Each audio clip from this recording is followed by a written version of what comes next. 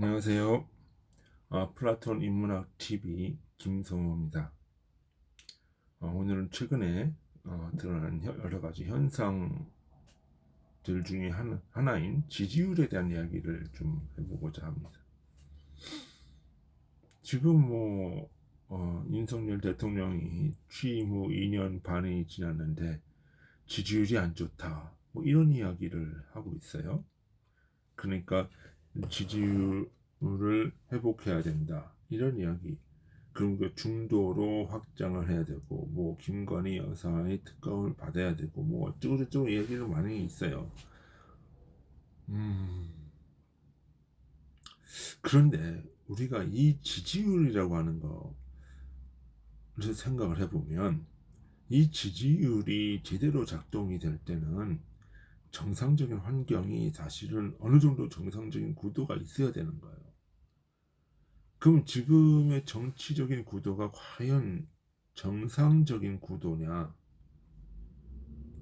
그게 아니라는 거죠, 지금. 지금 이 전화를 통해서, 또는 어떤 그 면접을 통해서 갤럽 같은 경우는 하는데, 그러면 지금의 보수층들이 사실은 전화나 이런 것들의 설문조사에 참여를 안 하죠. 안 하는 비율이 높습니다. 그건 왜 그러냐면,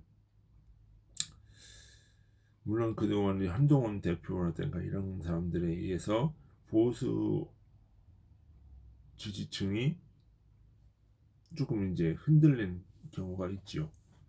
그렇지만 본질적으로 생각을 해보면 민주당의 지지층이 상당히 결집돼 있다라고 하는 부분이에요. 그러면 이 민주당 지지층이 결집이 된 게 정말 민주당이 정치를 잘해서 결집을 된 거냐? 그게 아니라는 거죠. 지금 민주당이 결집된 거는 이제 다가올 15일에 있을 이재명 대표 선거, 15일 날과 25일에 있을 이재명 대표 선거, 그리고 14일 날 있을 김혜경 여사의 법화 유양에 대한 선고, 이런 것들이 지금 터지면서 이 당 자체가 지금 붕괴될 수 있다고 하는 위기감이 지금 있는 거예요. 왜냐하면은 지금 민주당의 경우에 지난번 그 선거에서 공천 비명 행사를 하면서 모든 그 비명의 어떤 이재명을 따르지 않는 사람들은 전부 다 지금 쳐낸 결과거든요. 쳐냈기 때문에 이재명 대표가 어떤 사법 리스크가 유죄로 확정이 되어버리면 다른 대안이 없어요. 어떤 뒤돌아설 공간이 없다는 거예요. 그렇기 때문에 말하자면 결사항전을 하는 겁니다. 그렇기 때문에 이게 전화 면접 조사를 하더라도 민주당 지지층은 전화를 잘 받고 여론조사에 응해서 반드시 해야 되는 것인 반면에, 지금 국힘당 같은 경우는 그 정도까지는 아니라는 거죠. 탄핵을 이야기를 한다고 하지만 사실상 탄핵이라고 하는 것이 그렇게 쉬운 것이 아니거든요. 일단 탄핵 저지선, 민주당의 국힘에서 이탈표가 나와야 된다는 얘기인데, 8표 이상의 이탈표가 나오면 탄핵이라고 하는 것은 이탈하기가 그렇게 쉬운 이슈가 아니에요. 그러니까 민주당의 입장에서 보면은 탄핵이라고 하는 것이 그렇게 쉽지가 않다. 그리고 탄핵 사유도 있어야 되는 것이고, 그리고 어떤 국민적인 여론전을 통해서 정치적으로 이것을 해결하려고 하더라도, 우리가 2016년과는 다른 것이 지금 그 당시에 당대표였던 문재인 같은 경우는 사법 리스크가 없었지만 지금의 이재명은 사법 리스크가 너무도 분명하게 있거든요. 응? 그러니까 이 탄핵을 갈 수 있는 여론 형성이 지금 되지를 않아요. 그 상태에서 말하자면 마지막 그 새 결집을 통해서 뭐 개헌이라든가 이런 것들을 해보고자 하는 것인데 그것이 사실 여의치가 않다는 거죠. 그러니까 지금 결집이 되어 있는 상태고, 그렇지만 이 국힘당이 같은 경우는 그렇게까지는 지금 분당이 된다거나 탄핵이 된다거나 지금 그 상황은 아니거든요. 그러니까 그만큼 위기 상태가 조성이 돼서 결집이 되는 상태가 아니라는 거죠. 어떻게 보면 지금의 여론조사는 민주당은 상당한 위기고 국힘당은 그렇지가 않고, 그렇기 때문에 여론조사에 적극적으로 임하지 않는 그 상황이라는 거죠. 그렇다고 해서 이 국힘당을 지지했던 사람들이 민주당으로 또 가느냐? 그런 것은 아니라는 거예요. 그것이 드러난 게 어떻게 부산 금정구 보궐선거란 말이에요. 여기서 여론조사를 따진 부산 금정구 보궐선거의 경우에는 여론조사를 따지면은 박빙이었죠. 그런데 막상 투표장에 가서 보면은 그게 아니었단 말이에요. 그래서 지금 국힘이 무려 20% 이상을 앞지르는 압승을 거뒀단 말이에요. 그러면 우리가 생각을 해야 되는 거예요. 여론조사를 할 때와 막상 투표장을 갈 때는 다르다는 것이죠. 그리고 지금의 여론조사가 반드시 이재명과 민주당에 유리한 쪽으로 가느냐? 그런 것들도 아니라는 거죠. 그럼 우리가 여기서 생각을 해봐야 돼요. 그리고 어떤 정권이든지 개혁을 할 때는 고통이 있어요.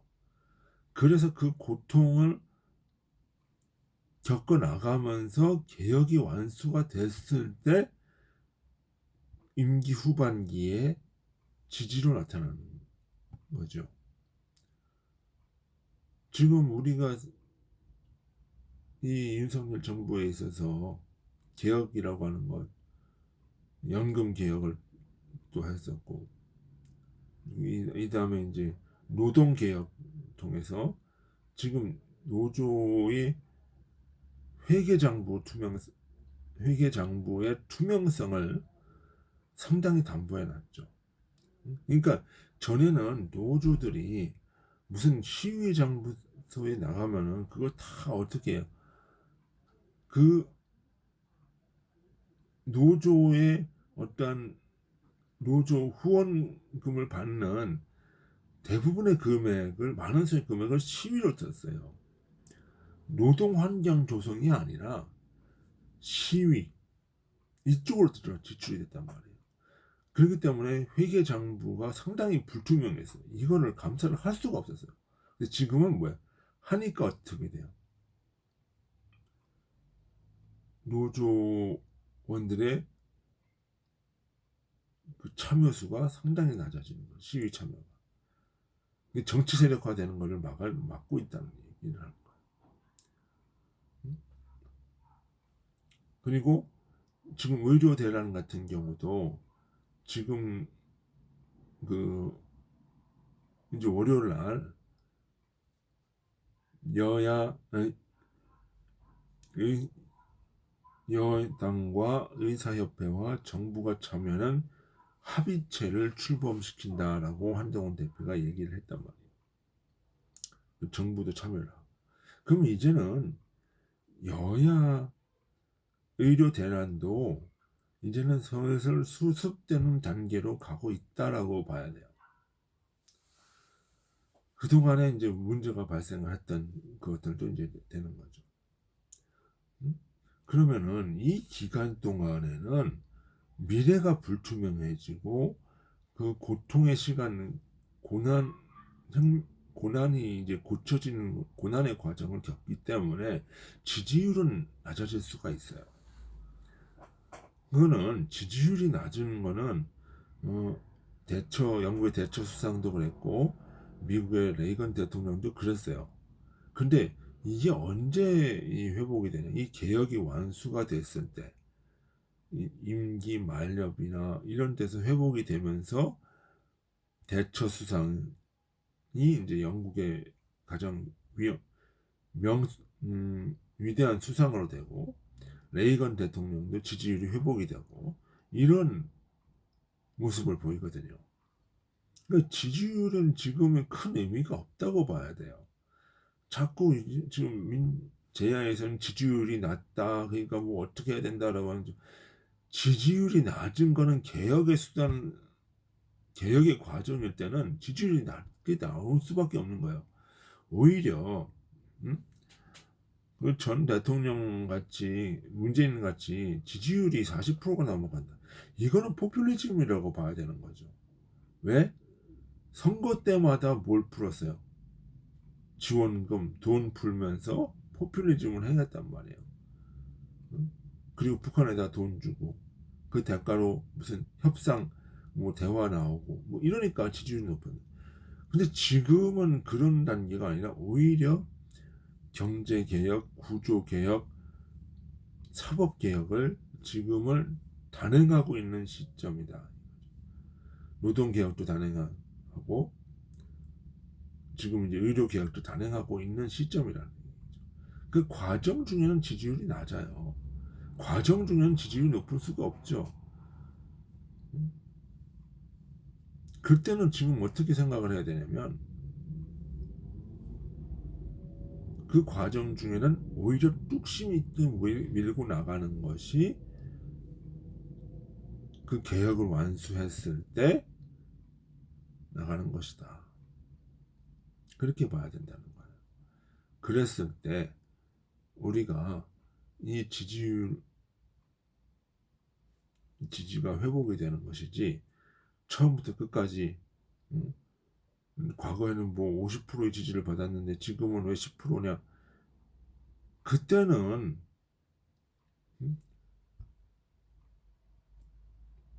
선거 중에 있으니까 다소 포퓰리즘 성적인 성격이 있었더라도 지금은 개혁의 과정 중이니까 뭐 하는 거예요? 고난의 과정이고 지금은 오히려 뭐 하는 거예요? 뚝심이 빛을 발하는 과정이에요. 그래서 저는 대통령한테 이런 얘기를 하고 싶어요. 지지율에 연연하지 마라. 지지율에 연연하다가는 아무것도 어떤 개혁도 못한다.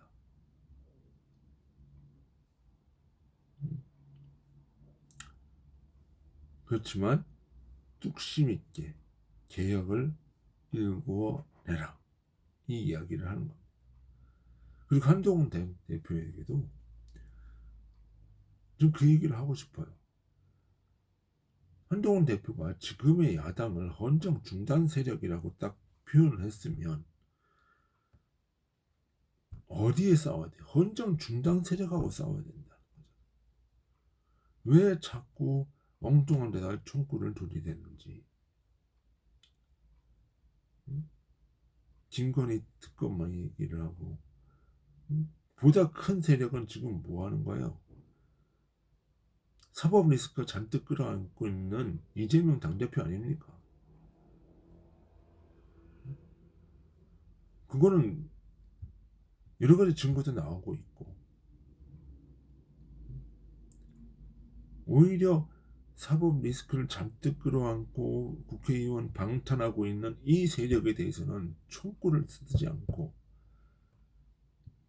왜 엉뚱한 데다가 최상병, 뭐 김건희 특검에다가 이게 쏟아붓느냐.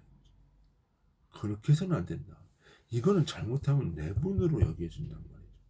이것이야말로 지지율을 더 깎아먹는 원인이 될 수 있다. 지금 해야 되는 거는 한동훈 대표는 야당의 어떠한 불법적이고 불의한 이런 세력과 싸워야 된다.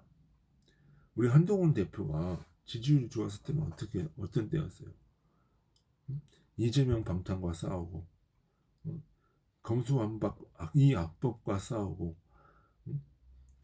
다 얼토당토하는 그 루머를 김의겸이라든가 이런 사람들이 청담동 찰리스트 사건을 막 떠들는데 거기에 맞붙어 싸웠을 때 이게 지지율이 높았다는 거예요. 윤석열 대통령도 마찬가지예요. 윤석열 대통령도 조국 수사하다가 그런 거잖아요. 조국 수사를 하면서 정의를 바로 세워 나갔을 때 비록 민주당에서는 그런 일이 있었지만 어떻게 돼요? 국민들은 그거를 지지를 했다는 얘기라는 거예요. 그러면 이 한동훈 대표가 해야 될 거는 물론 지금의 여당의 어떤 문제에 대해서 지적하는 것도 좋지만 본질적으로는 야당의 어떤 이런 불법적인 헌정 중단적인 생각에 대해서 포화를 퍼볼 때 이러한 지지를 확보해 나고 나갈 수 있다는 걸 아셔야 되는 거예요. 지금은 대통령하고 싸울 때가 아니라 야당하고 싸울 때입니다. 그것이 야당입니다. 야당을 견제해야 되는 거예요. 그것이 여당입니다. 그래서 국정을 바로 세우고 삼권 분립의 원칙을 세워나가는 거, 이거 여당이 해야 되는 거예요. 지금 한동훈 대표가 얘기할 것은 우선적으로 얘기하면 법원에서 어떠한 판결이 나오든 야당 대표는 법원을 존중하라는 메시지가 나와야 되는 거예요. 김건희 특검하라는 얘기가 나오는 것이 아니라 그건 김건희 여사는 지금 수사 중에 있잖아요. 그걸 얘기를 나왔어야지. 왜 엉뚱한 데다 얘기 나오는지. 지지율, 그것이 국민 눈높이라고 생각하는 거. 지지율은요 언제든지 뒤바뀔 수 있어요. 법과 원칙을 세울 때 지지율은 회복이 됩니다. 그리고 개혁의 완수가 되어질 때 회복이 되는 거예요. 과정마다 매 순간마다 지지율을 보고 이리 갔다 저리 갔다 해서는 안 되는 거예요. 그것이 참된 개혁의 길이고 정권이 사는 것이고 한동훈 대표가 사는 길이라고 하는 걸 말씀이 해야 될 것 같습니다. 예, 오늘 여기까지 하겠습니다. 수고하셨습니다. 안녕히 계십시오.